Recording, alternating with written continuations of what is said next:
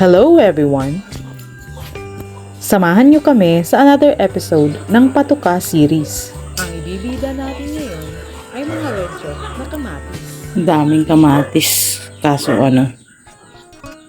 bulok na ang iba. Mga kamatis galing sa farm. Sabi nung kapitbahay namin hindi na daw nabenta. Kaya itatapon na lang sana. Buti nakita ng asawa ko. Hiningi niya. Kasi pwede pa tong pamilian. Baka mayroon pang pwede dito sa amin Pwede namin kainin. Pwede namin iluto. Tsaka yung iba sa mga alaga namin. Sayang naman kasi 'di ba kung itatapon lang tapos pwede pa namang mapakinabangan. So, pamimilian ko na to. Ayan, naisaling ko na. May mga matino-tino pa dito. Pwede pang makain namin.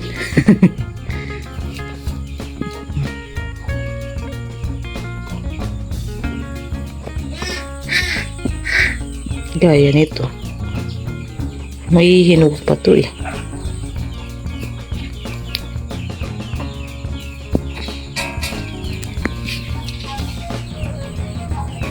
So yung mga bulok na sa kabila.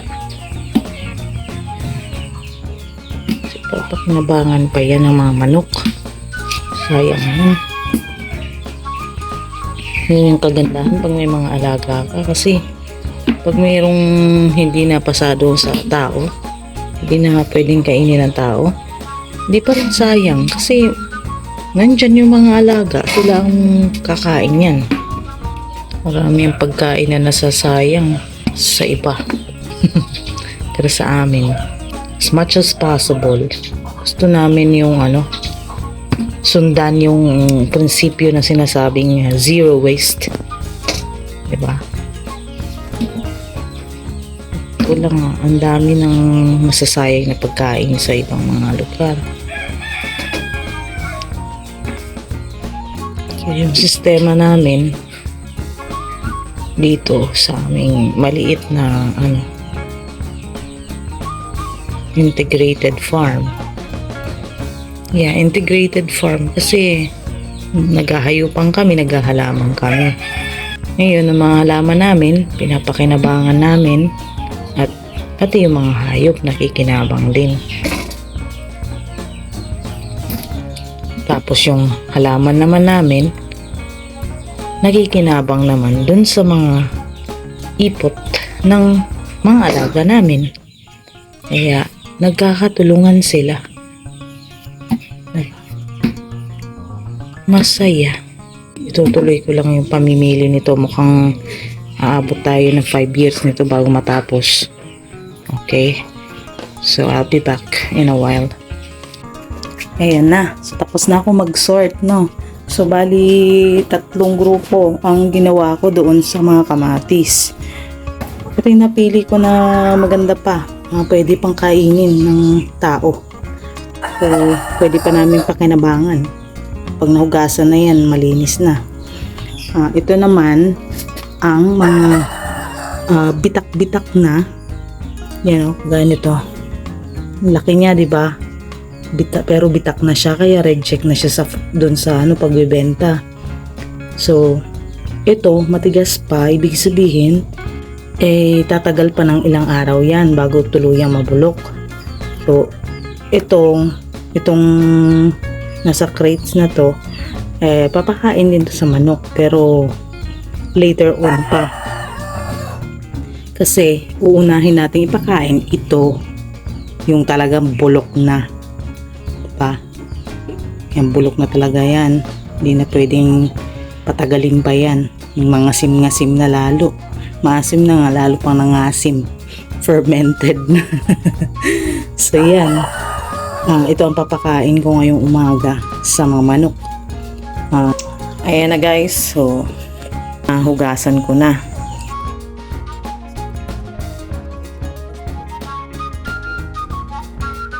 Ito, isi-set aside muna to. ito muna ang asikasuhin natin para maipakain ngayong umaga.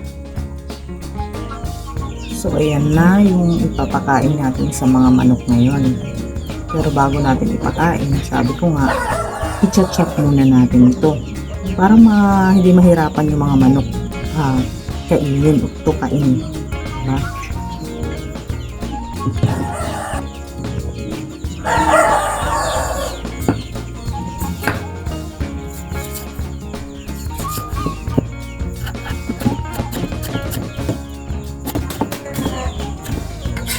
Yan.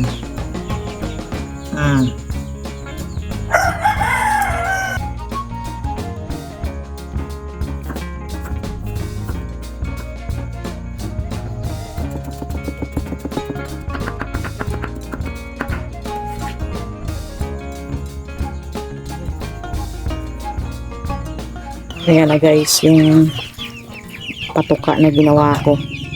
May halong darak ng mais, darak ng palay, kamatis, at saka may natirang kanin kagabi. So, sinama ko na rin yung kanin dyan. Papakain na natin. Let's go. Excited na sila.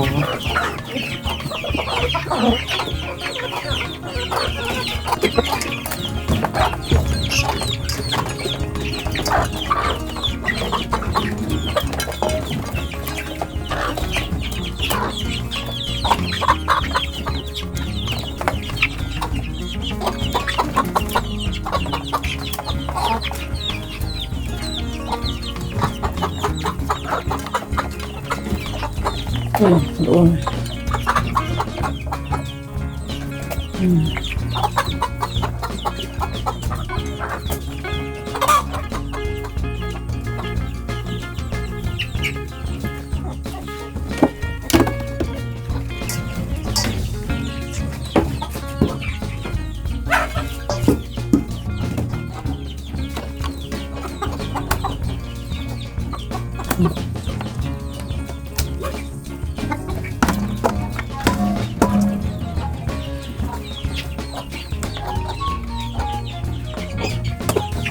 Siguro sa sunod, may nipis-nipisang ko pa. Kasi may mga dito malalaki ka eh. May hirapan naman pag malalaki ka. Ayan, kagaya yan. Yan. Hirapan silang kainin yan. Pero siguro baka mamaya kakainin din yan, yung malalaki. Yung mga maliliit kasi hindi nila kaya yan. Kainin.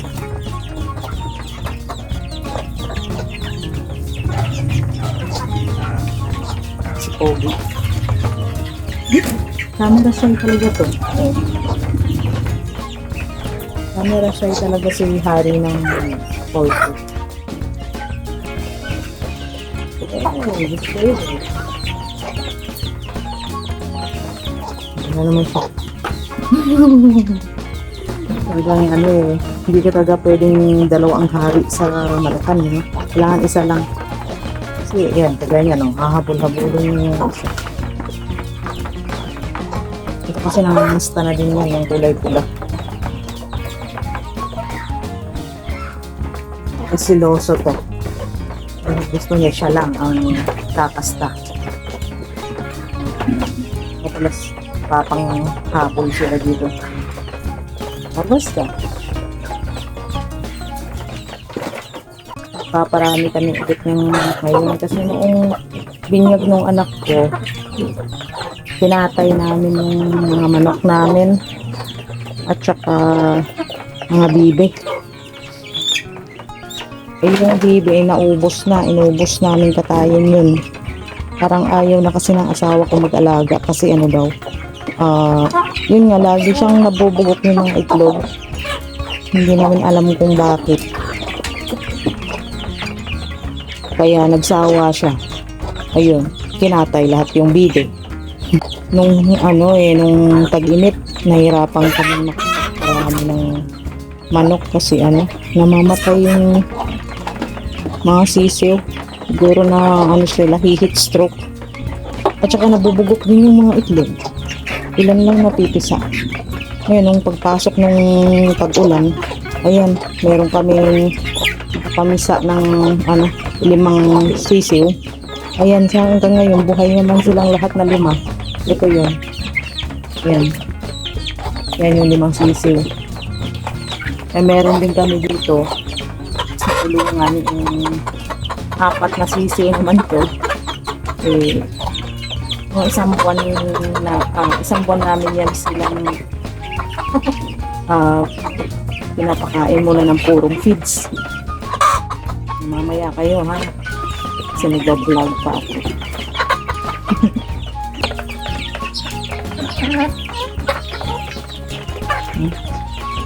Ayan, halos sa iba yung maubos naman yun.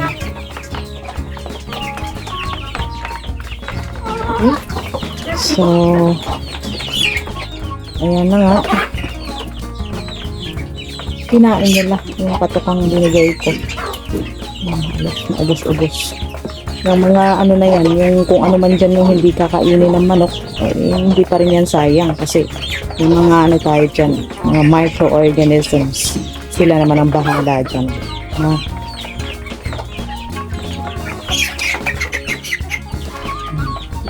May mga bully talaga.